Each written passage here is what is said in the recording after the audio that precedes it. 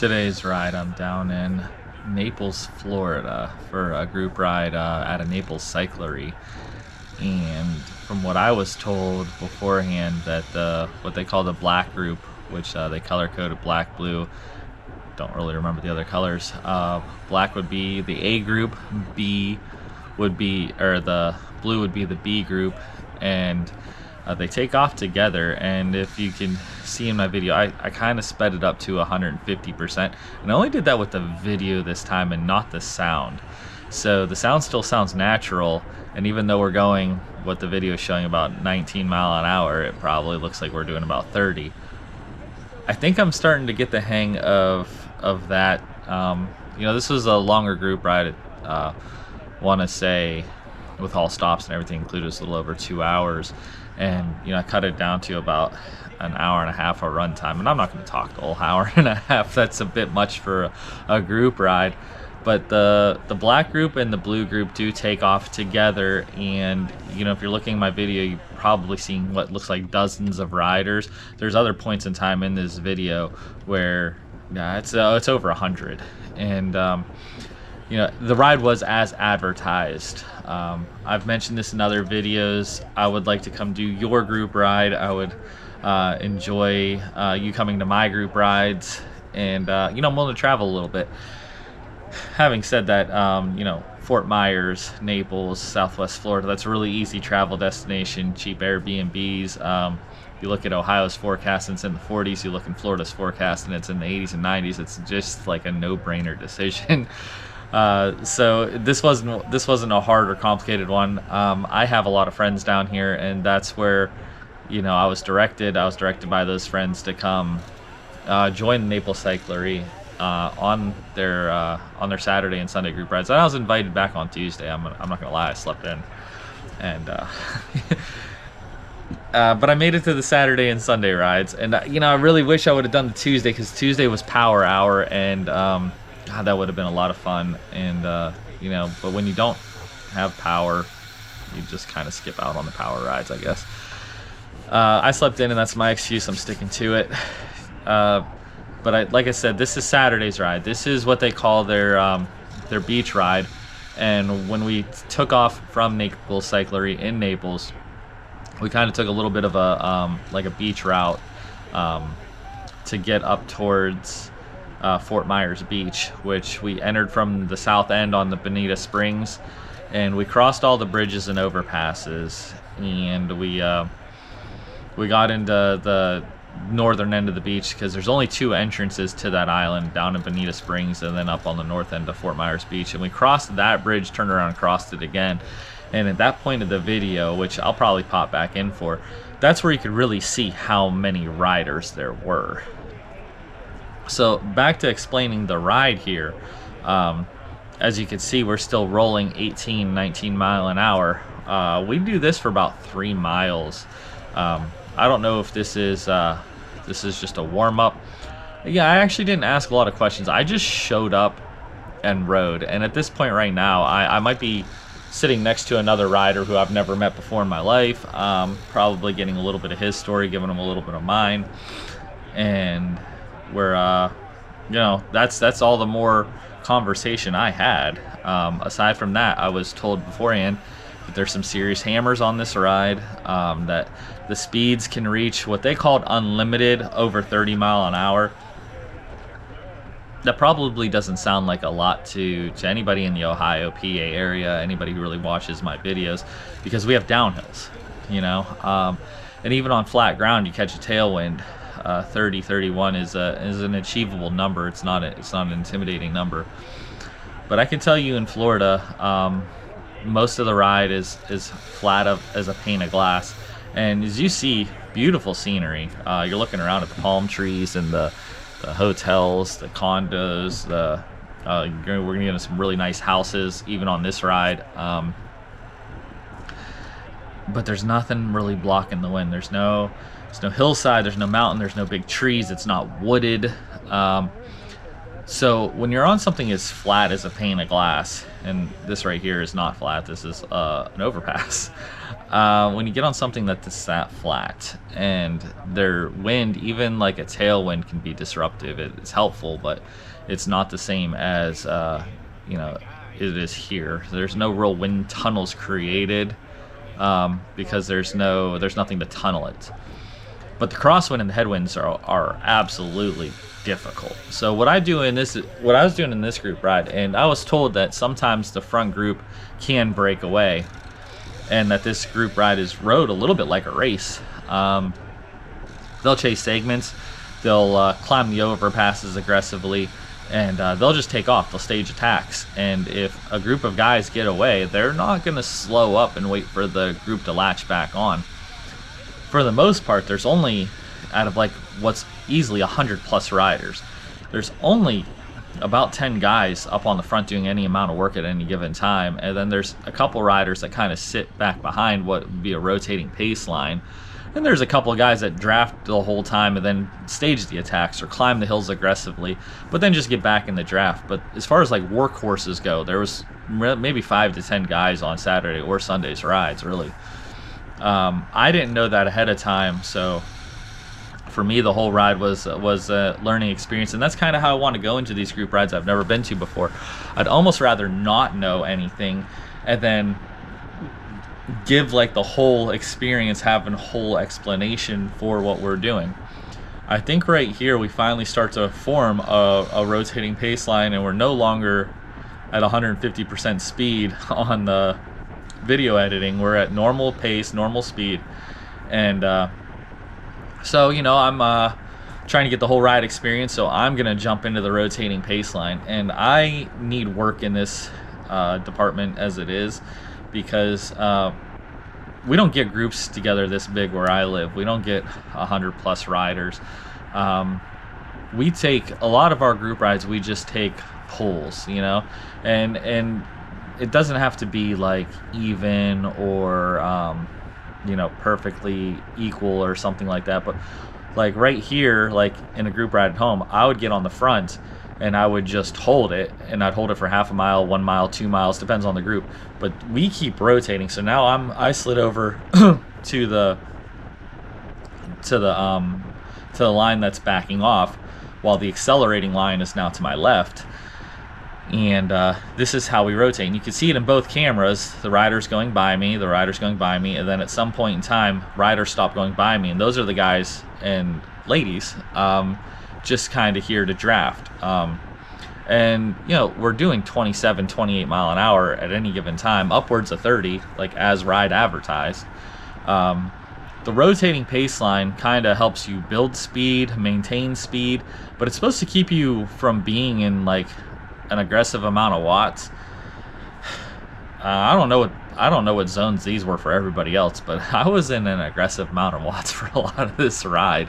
So I don't think that the rotating pace line necessarily benefited me. As I watched this video while I'm making the video, I could just see you know, my watts in the orange. I can't actually see the number, not without staring at the computer screen and not looking at the camera. I could tell you that like a lot of this ride was in that orange section. Yellow is about where you'd want to be, and then you know, blue, green, anything like that, those soft, nice colors, those are good colors. Those are a fun ride. But yellow a lot of times is your FTP block, and then orange is kind of getting into a little bit of a, you know, you're not going to hold this a very long zone. Those are my zones, you know, like everybody else has different zones. Like there's, you know, this video probably get 100 some views, and some of the guys are going to look at 300 watts and be like, God, that'd be so nice to be able to do that. And then other guys are going to be like, oh, 300 watts is zone 2. I don't know why this dude's complaining. You know, so it just depends on who you are and what your numbers are. But you know, I just want to throw out there that like that orange for me is probably zone 5 if I'm not mistaken, and you know, yellow is probably zone 4. And if I was taking pools on a ride for a mile or two, I'd probably be, you know, yellow orange the whole time. I think I, you know, might have shown that in you know, some of the group rides from home.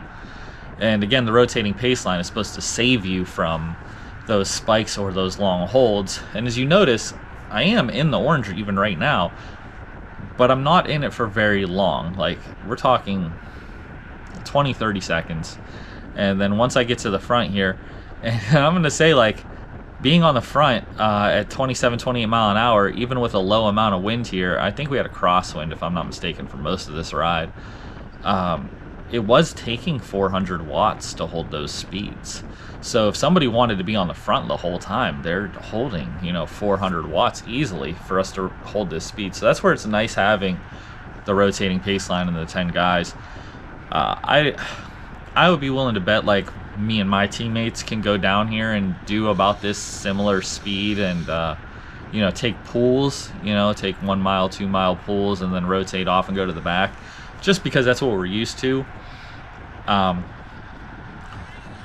But like, I don't know that there is like a speed limiter on these guys. Because there are parts of the rides that, it's not 27 or 28 no more, it's 31, and we're gonna actually start getting up to parts of that soon. For me, I wanted to, be in Rome and do as the Romans. So I wanted to be a part of the pace line. I wanted to show you guys the numbers for what it took to do it. My computer, I don't want to jinx it, has been doing great. It's been screen recording. It's been uploading to my laptop. It's been great. And what a device. What a way to learn, even for me to sit here and watch. I'm gonna say that guy that just got in front of me, if I was not mistaken, I was told his name was Tony, and he's most of the reason this ride, every group ride has that one guy. If I was to say that there was one guy from this group ride, it was him. He was the guy on this group ride. And from what I understand, there was a team here, younger kids that are all, hammers, that this ride even goes faster at times. But they were racing the day after, so a lot of them just sat in the draft, and maybe they took off towards the end and had a little bit of fun. But I don't know. This guy was having a day with it. A lot of times he was on the front, it was 28 to 31 mile an hour, and the rotating pace line fell apart. I wasn't expecting that. But, I felt like as an Ohioan who's on his very first Naples ride, it wasn't my job to try to rebuild the rotating pace line. I'm lying. I tried. And I'm not sure if we're going to keep rotating, but, like, you don't really know your place when you don't even know a guy's name. You don't even know a guy's bike. So here I am just trying to hold power. And then I didn't catch this guy's name. If there was a close first or a tie for first, this dude, and if I'm not mistaken, he came Sunday too. This dude was also a hammer. He just looks like a cyclist, like a just built, purpose-built, fit cyclist. And these two drove the pace. Like I said, 100+ riders. It was these two. And there were plenty other workhorses. There's plenty other guys that did a ton of work. As you see, I'm not doing a ton of work. I'm up towards the front. You can't really see my rear camera how long our trail of riders is, but it is significant. And, I'm third wheel, so I'm eating a lot more wind and using more watts than somebody 10, 20, or 50 bikes back. And I go do that. I do that a little bit later in the ride where I did want to give us numbers and perspective from different parts of the peloton, too. At the same time, it's hard for me sometimes to force myself to do those kinds of things because I'm excited right now. I'm in beautiful scenery. I'm in beautiful weather. I'm riding with people I've never met before in my life, and we're doing a fast group ride. So I did want to be on the front. I don't want to get left behind. I knew the stories of the front taking off sometimes and leaving the back behind, and I wanted to be in that move. If nothing else for video purposes, but also because, every rider has a little bit of their own ego that gets bruised when other riders ride away from them, and I feel like I've posted enough videos at this point of that happening to me. I don't need more of those, right?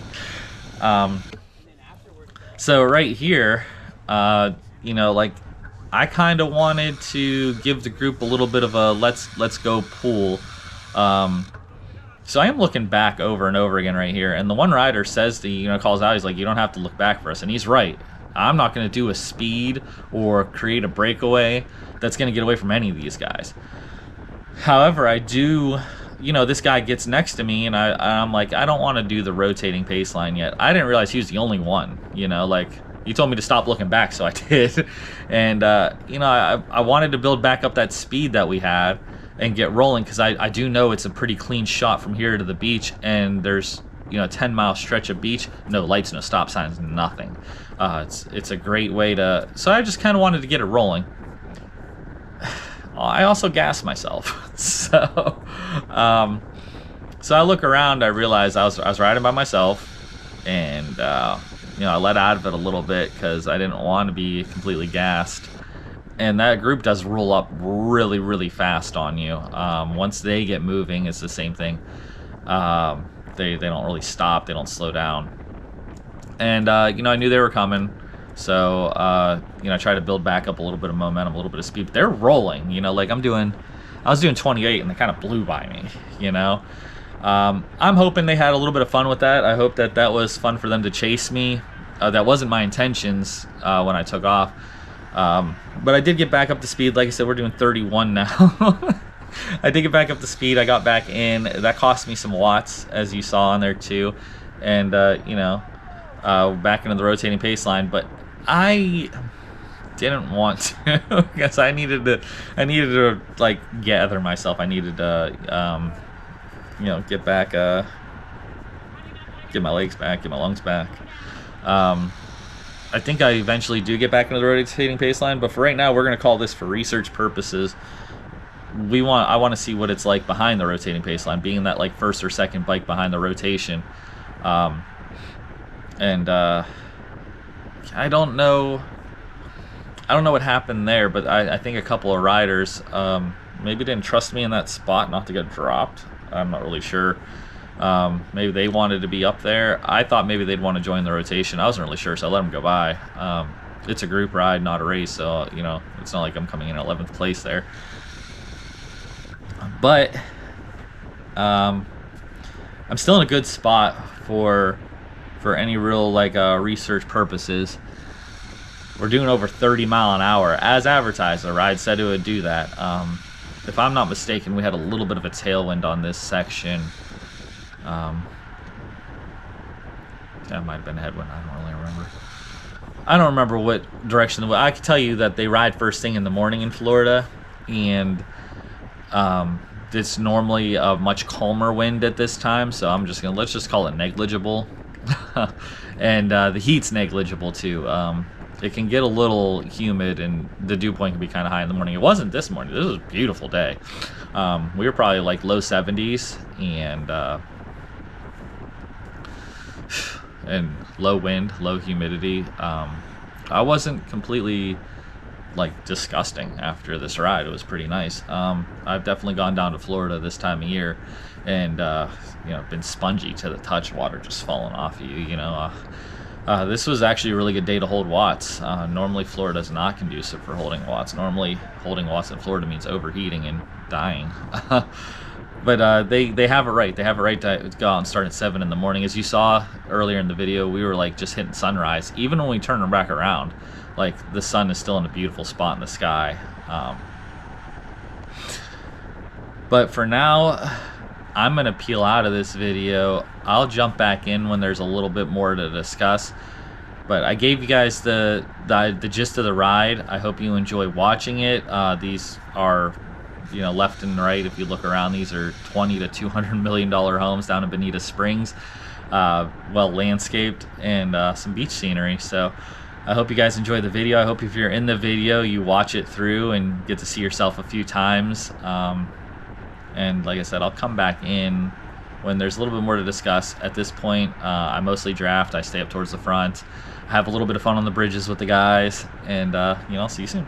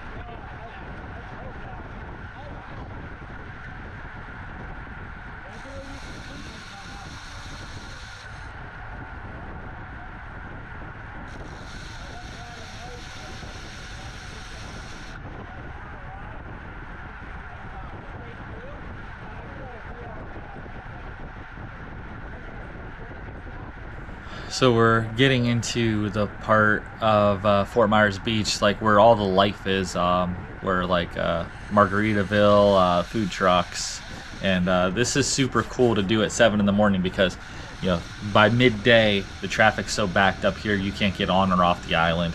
This would be lined with cars we would not be getting past right now, and pedestrians. I mean, like you see that there's a light here and a bridge. That's for pedestrians to cross. It's just the hustle and bustle down here at the beach in this part is wild, really. It's super cool nightlife up till 10 o'clock because it's Florida. Their genre is a little bit older than ours, but like that's perfect. I'd love to start my drinking at 5 o'clock and be done by 10 and in bed too. So this is the last overpass before we turn around, and not everybody climbs this bridge. Because I live somewhere where there's a bunch of hills, I enjoyed this part. I enjoyed the 3 overpasses we already came over. But this one for me was, everybody kind of spent it on the big one. And, this is just what we do here, like we find a hill, we play on the hills. And so I really enjoyed this. I really enjoyed getting into the Watts a little bit instead of it just being like a steady FTP sort of thing. Let's go hit some Zone 5, Zone 6 for a minute. And, I didn't realize it that, like I said, not everybody crossed this part of the bridge, and that's why I jumped back into this part of the video, is because I'm gonna turn back around, and that's all we really did here. So we went over this overpass, we made a U-turn, which I'm about to do, and then we took maybe a halftime break because we're about halfway through the ride now, and that's where you really get to see how many riders were actually here, because like I said, I was sitting up in the front the whole time. You're probably seeing the same 10-20 people, definitely seeing the same 3 to 5 over and over again. So the GoPros capture it, but you don't see it like in its entirety unless I was like going up and down the group itself, which I didn't. I should have, whatever. But this is me like at the turnaround looking over, and not very many people are coming over the bridge. There's not very many people in front of me. This probably only looks like a scattered 20-person group ride right now at this point. And, that wasn't actually the case. And I'm not thinking about that. It didn't really cross my mind until we crested and started going back down. Right now I'm just focused on chasing these guys, because a lot of people down in Florida are what they call snowbirds or transplants. They're from somewhere else, and you don't know, these guys might have been from Appalachia or the Rocky Mountains or something. They could have been from PA, New York, wherever, and they might be great hill climbers. So I kind of did want to, my goal was to climb the hill with them. And that was all that was really on my mind there. But also to not get dropped, because it's not my group ride. I don't even I ride these roads a lot, so when somebody told me what the route was, yeah, I knew it, but I didn't know what the turnaround was. I didn't know what the agreement is, how long any group stays with any other group. So I wanted to stay, like I said, up towards the front with the front guys. I think there are still 1 or 2 guys out ahead of me. But that's a good spot to be in if you don't know where you're at, or you don't know the group. You want to be kind of between riders, because sometimes the front guys break off. They're going home. You don't want to follow them home. But right here, I catch this red light and I stop because I saw all the riders sitting here at the light. And normally for this part right here, I would turn my GoPros off, stopping for a halftime point or something. I even turned my handlebars a little bit so the camera could see, and maybe I should have taken up more of the road, because then a rider blocks my view of the parade of riders. But yeah, that was a ton right there. And then we just did our halftime break. We skipped ahead, and I sped up this part. I didn't speed up much of this ride. I sped up the beginning of warm up, I sped up the end of the cool down, and I sped up a few minutes here. Even still with it sped up, it's making this dude look like he's absolutely hammering. I love it. He's probably going to enjoy it. If he ever sees this video, I don't actually know anybody to send this video to that was on this ride. Like I don't have like a phone number or a name or anything. Say, hey, check out my video. You were in it. Like I don't know these people. But I did get on the front because I realized this is probably a beautiful shot. The way the sun is behind the clouds, it just rose. We're on the beach, and they took that cue to start rotating again. So I slowed back down the video to normal speed right here, and we went back into rotating pace line. And I would say that this is about where Tony kind of took over in the ride. The rotation wasn't as rotatey. It was more Tony just pulling the whole ride. I believe that was his name. If I have it wrong, you know, it's on the internet forever now. So I guess he's Tony. I don't know what else to say. That's what I was told his name was. And I'm gonna cut back out here because there's not a whole lot more to explain. Any of the people who you know, don't do this, I do have you know, quite a few followers that like this is like a bucket list dream for them, where they feel like their time has already passed by, and they'll never get to do things like this. This video is for you too. You know, it's not just for the guys who want to go do you know, hard rides all the time. And I'll tell you, if you keep watching to the part where I get towards the back, you don't have to be a Cat 1 racer. You don't have to be you know, a 4 or 5 watts per kilo FTP kind of person to draft a ride like this. You're just susceptible to finding your own way back if you don't hang on. You know, this was an easy out and back. So is Sunday's ride, which I've uploaded to. I'll probably release that one in like a week or so. But like, if you've never seen a rotating pace line or you've never been in one, this is what one looks like. It does start to turn into or deteriorate into just hard pulls, but it's cool to see how it works and understand how it works and why it works, because we do have to continue to accelerate to get past each other, and then when you move over to the other line, you should let about 10% of it out so the next rider can get by you. But this is how you get up to like a crazier high speed. Now this speed on the way back isn't going to be as fast as it was on the way up, because you know, we had maybe a cross tail on the way up, and now on the way back we have like a cross head. Still a light amount of wind, so we're still conducive for a lot of speed in a group this big, and we do get rolling eventually. Get back up to those 27, 28, 29 mile an hour speeds that we're just holding. The rotating pace line is really good for that. It keeps anybody from getting particularly exhausted. You just don't get the break that you also get. You know, in a group this big, you can go get whatever kind of break you want. Like I said, at some point in time, I do rotate towards the back to show that.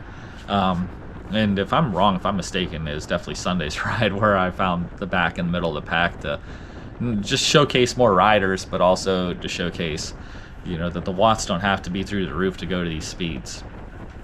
So I'm gonna tap back out. I'm gonna let you guys just enjoy the ride, enjoy watching the speeds, the power, the scenery. The scenery's just awesome. Just like a real cool thing to do. So I'm gonna tap out, and I'll jump back in towards the end.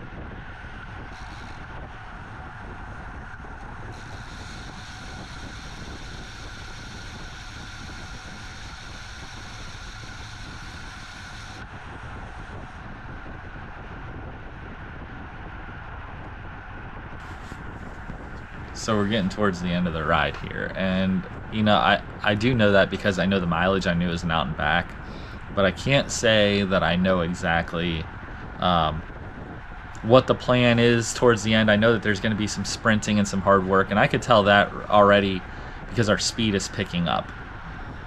And I do wanna go fast. I do want to have fun with the guys. And I can tell you, I've been doing this group ride on Wednesdays for 5 or 6 years now with my race team, and uh, maybe this year I'm finally starting to learn where the start and end of these sprint finishes are that we do 5 or 6 years later. So I could tell you that I just have fun with this stuff. And I could see guys picking up their pace. I want to stay up towards the front and almost like a race, I guess. And you know, I just try to find my line. I don't necessarily need to be in anybody's draft to go fast, but I do need a line. I do need something to shoot out of. And it seems like the outside's flowing a little bit faster than the inside, so I do take the inside because nobody's there. And you know, these guys come over and I'm not 100% sure if they're just getting out of the way or whatever. But I felt a little trapped here, and I did see the guys start to hammer on the left, but I did also see this turn lane on the right, so I took advantage of that. But I also noticed as I was going past, these guys were like gesturing each other. I don't know what the ride etiquette down here is. I don't even know whether or not like I'm breaking ride etiquette. I was just doing, like I said, when I'm in Rome, I'm gonna do as the Romans do. These guys took off, so I took off. I don't know where the sprint finish is. I don't know where the finish line for this is. These guys did let out of the pedal, so I'm assuming it already passed. And then they kind of take one more hard pull or take off or sprint here to go over this last overpass. I had just sprinted, so I was like, you know, like, but then these guys start hammering, so I do want to stay up here with the front guys because we're not back yet. I can tell by the miles we still have a few miles left. I didn't know whether or not we were doing a cool down or you know, whether or not we were all coming in together, and this would be the definitive part where we don't all come back together. I don't know, you know, who considers themselves the A group or the B group or whatever, but I think that whatever B and C groups that had drafted us to that point, like, they were already long gone. It's hard to tell in the cameras. But once we cross this bridge and we make this next left here, it is a slow roll the rest of the way back. I speeded up again. Not all of it though, because some of it was like really nice scenery. Some of it's really really nice houses and stuff. So I did want that to be in view. So that was it for me for the ride. When the video ends, you know, you'll get to see those final numbers right at the end of the video. So if you want that for your own data purposes, I think I normalized somewhere around 275, which is for flat ground kind of wild in my opinion. And you see our final average ended up being like 25 and a half on the speed. We were still averaging close to 26 when we let out of it. I don't understand. I don't know who just said that. Sorry about that. Anyways, you'll get to see the final numbers when the ride ends.